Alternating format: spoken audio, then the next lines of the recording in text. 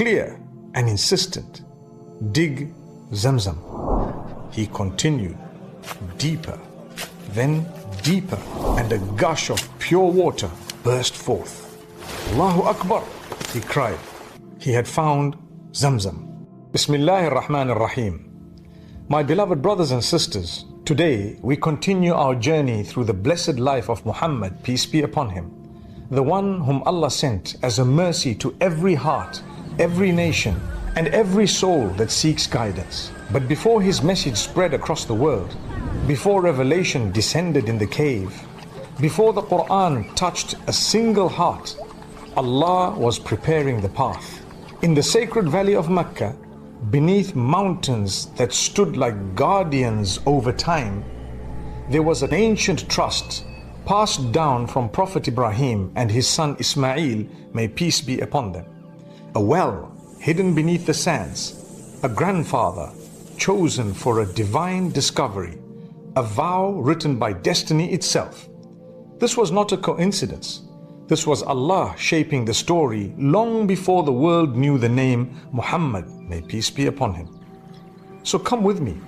Let us return to the valley of Zamzam, where mercy flowed before prophecy, and where Allah's plan revealed its first signs of light.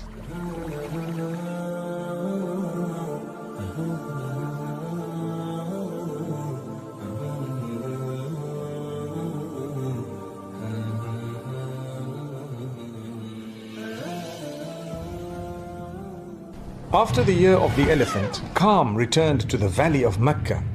The house that Ibrahim and Ismail, may peace be upon them, raised stood unharmed.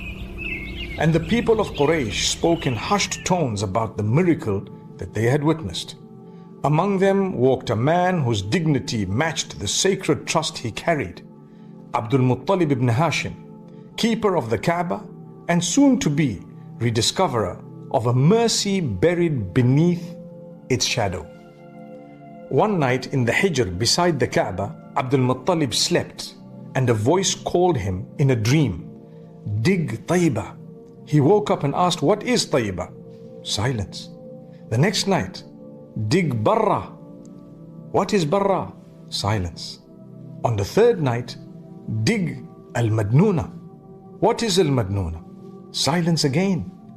Then a fourth time, clear and insistent, dig Zamzam. He asked, what is Zamzam? The answer came, a well that shall never run dry. It will give water to the pilgrims forever.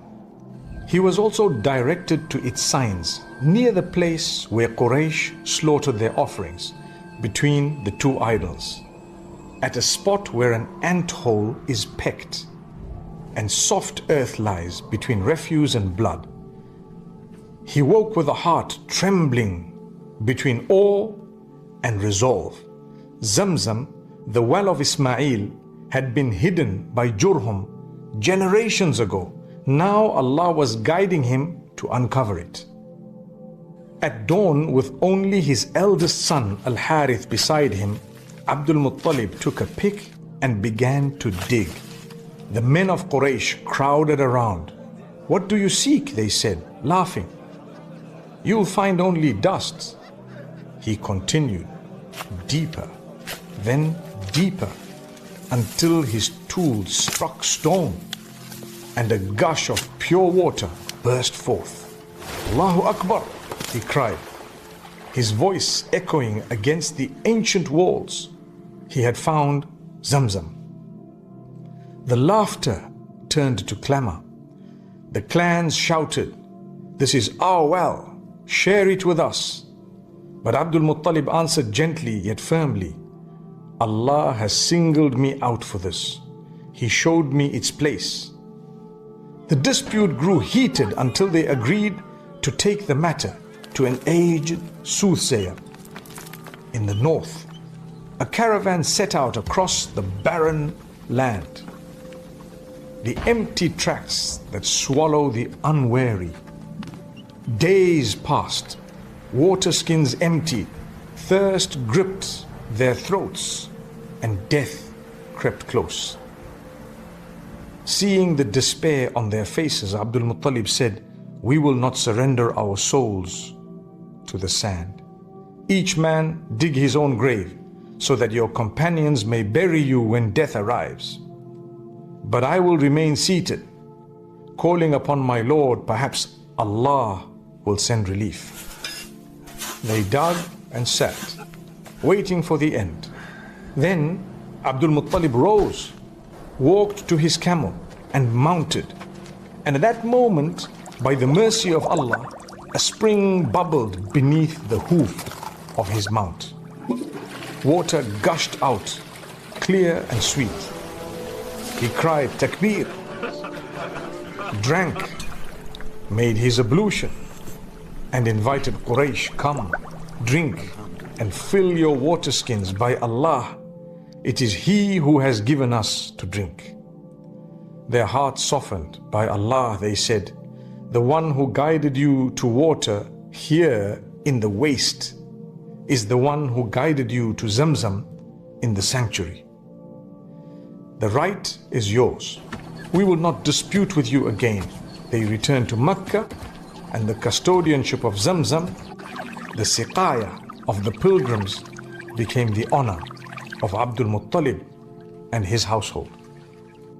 As the well flowed again, the people remembered treasures Jurhum once buried in the precinct. While clearing the shaft, Abdul Muttalib uncovered 2 gazelles of gold, fine armor and blades. Quraysh demanded a share, but he judged between himself and them by casting lots with arrows, placing portions for himself, for Quraysh, and for the Kaaba. The arrows came out for the Kaaba and for Quraysh. So the golden gazelles were melted to plate the door, and the arms were hung as offerings. Thus the house was adorned, and Zamzam's water was dedicated to the guests of Allah. Yet Abdul Muttalib had only one son when Zamzam first opened, and he yearned for a lineage that could protect the sanctuary and serve the pilgrims. In that yearning, he made a vow, O Allah, if you grant me 10 sons who reach maturity, I will sacrifice one of them for your sake. Years passed. Allah answered. His sons grew strong, 10 in number, beloved to their father. The day came to fulfill the vow. He gathered his sons before the Kaaba and wrote each of their names on arrows, as was the custom of the age before Islam. They were brought before the idol whose keeper would cast lots. Hearts tightened. The arrow was drawn, and it pointed to the youngest and dearest, Abdullah, known for his beauty, his purity, and his gentle conduct. The people gasped. His brothers stood speechless. Abdul Muttalib's face paled, but he did not waver from the vow. He took Abdullah by the hand and led him toward the place of sacrifice. Quraysh rose in protest. Stop! You cannot do this. If you slay him, men will follow your example. No son will be safe. Seek a judgment. Women wept. His uncles pleaded. A council decided to seek the word of a wise woman in Yathrib, which was Al-Madinah, or in the north. They traveled and told her the story. She said, set lots between the boy and 10 camels. Cast the arrows. If the lots fall upon the boy, add 10 more camels and cast again. And keep adding until the ransom falls upon the camels. They returned to Mecca. The keeper cast Abdullah or 10 camels. The arrow fell on Abdullah. They added 10 more camels, 20 camels. Again, the lot fell on Abdullah, 30, 40, 50. Each time the arrow pointed to the boy. The number climbed to 100 camels. Once more, the lots were cast. And this time, the arrow fell upon the camels. Allahu Akbar. The valley exhaled. Abdul Muttalib, fearing the old habit of misfortune, said, cast again to be sure. They cast the second and the third time, and each time the ransom fell upon the camels. Then he sacrificed the full 100 at the sanctuary and forbade any hand to withhold meat from man or beast. Thus, by Allah's decree, Abdullah was spared, the father of the one who would be a mercy to the worlds. May peace be upon him. In the wake of relief, people asked Abdul Muttalib about his vow. He only looked toward the Kaaba and the flowing well and said, "The promise of Allah is true," for he knew that the Lord who guides to water in a desert can guide a lineage through 1,000 tests. Years later, when revelation shone upon Abdullah's son, verses descended that echo the mercy already written in the story. مَا وَدَّعَكَ رَبُّكَ وَمَا قَلَى. Your Lord has not forsaken you, nor has he detested you. وَلَلْآخِرَةُ خَيْرٌ لَكَ مِنَ الْأُولَى. And surely what is to come is better for you than what has gone before. وَلَسَوْفَ يُعْطِيكَ رَبُّكَ فَتَرْضَى. And your Lord will give you, and you will be pleased.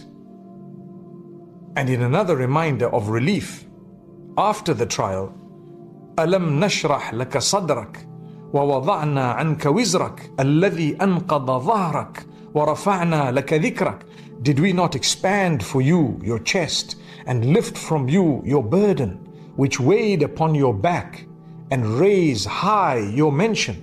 فَإِنَّ مَعَ الْعُسْرِ يُسْرًا. Inna ma'al usri yusra. Indeed, with hardship comes ease, and indeed, with hardship comes ease. Zamzam flowed again by a dream and a shovel. Join me in the next episode, inshallah, as we follow the early life of the one who would be raised with love, loss, and divine protection until the world itself would realize who he truly was. Sallallahu ala Muhammad.